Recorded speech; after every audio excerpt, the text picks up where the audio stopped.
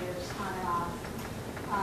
Most of the time, the information that you're going to be dealing with, everybody can find out about. I heard about the meeting before, the concerns about the rollback and the deal and all this. So I don't believe it's an excuse I didn't hear about it. If you're interested in your city, you find things out. Let's move forward in looking for solutions. I do not believe we're going to solve the city's finances on the backs of their employees. Yes, you need to look at employees' wages, you need to look at benefits. Everybody does, and every city does also. But I also don't want employees that don't know what they're doing. The only way to have good employees is to compensate them appropriately and fairly. I'm not saying outrageously in light of what we have. But I don't want a policeman that, can't pass the police test anywhere else.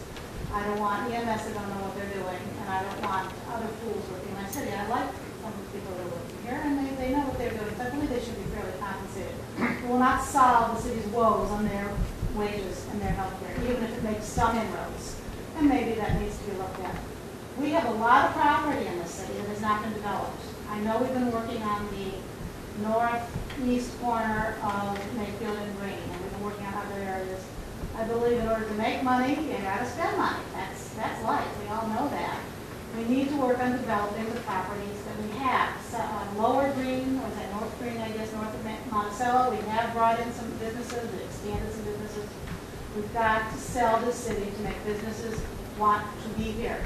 Our section of Mayfield Road is sad compared to some of the others.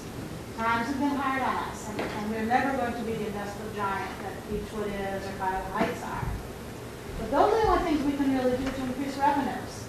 We have smaller homes, we have older homes, and we have people who are either unemployed or moderately employed. We're not going to make up all that money just on that. So we need to look forward into development, pursuing development, and if we have to spend some money to make that development work out 4 years down the line, we may have to do that. It's not easy. I'm retired. I'm on a pension. It's not great. It gets by, and I don't wear jewelry or whatever.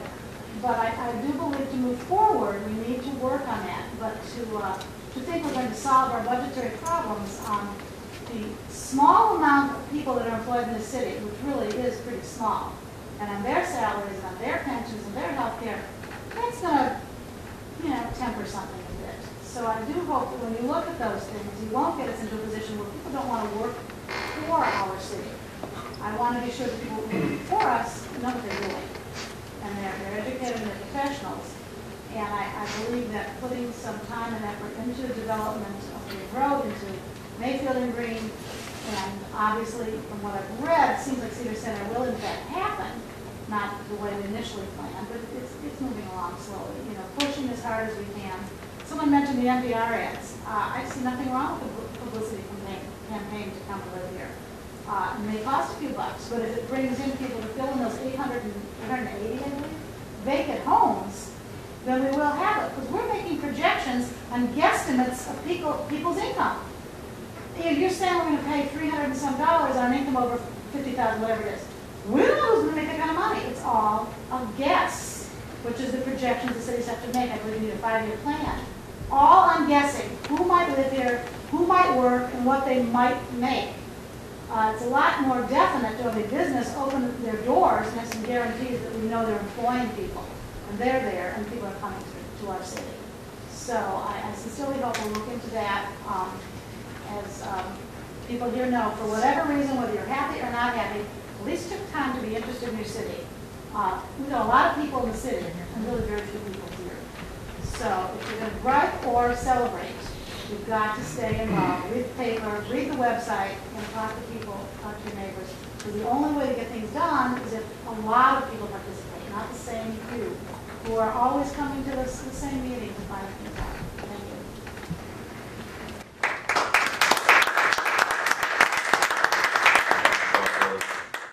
I'm in Ward 4, and if it were possible, I'm starting to feel sorry for you.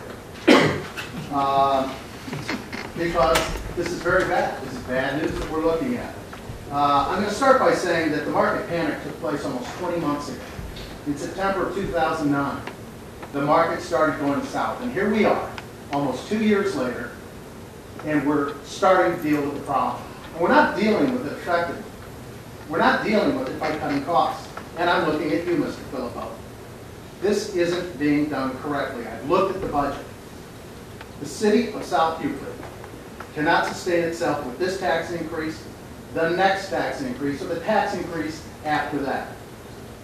Ladies and gentlemen, I've seen the budget, and I can find no evidence of budgetary restraint.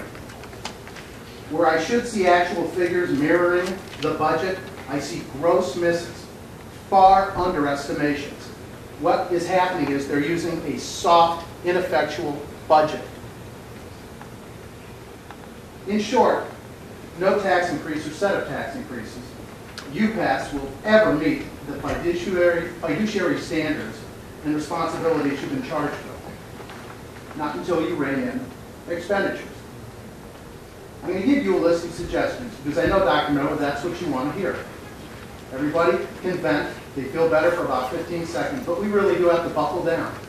And again, Mr. Filippo, I'm going to ask you to write these things down because I think it's pretty important. Item A, you need to bring the unions to the table, and you need to do it now. You can no longer allow them to dictate the terms. Those days are gone. Item B, I think you need to convince them that a 10% pay cut is better than a 24 or 32-hour work week, which inevitably is going to have to happen. And along those lines, I want to mention that within a few months of the market turning south last year, the company I work for asked every employee, mandated every employee take a 10% pay cut. I think 3% is embarrassing. It's not even close. Again, it's a softball. So I'm asking the city to take another run at this. After all, when we look at the budget, about $18 million. $12 million plus is salaries and benefits. That's 75 to 80%. That's where you make up your money. It's only fair. 3/4 of your shortfall, which is a couple $1 million this year, should be made up through salary cuts, flat out. Item C, do an internal comprehensive study of city costs here in South Euclid to others from nearby communities. I understand that there are communities who are getting very, very nice deals with health care, but I want to see what salaries are. There's another side of the story. I want to see exactly how we stack up to Richmond Heights, how we stack up to University Heights. Item D, explore supplementing police and fire services with private contractors or 1099 employees. You're going to have to look at it. We cannot keep paying the unions this kind of money. By the way, I'm not an anti-union guy. I'm a lifelong Democrat. I believe in unions. But at a certain point, even a good well goes dry. And I think we've come to that point. Thank you.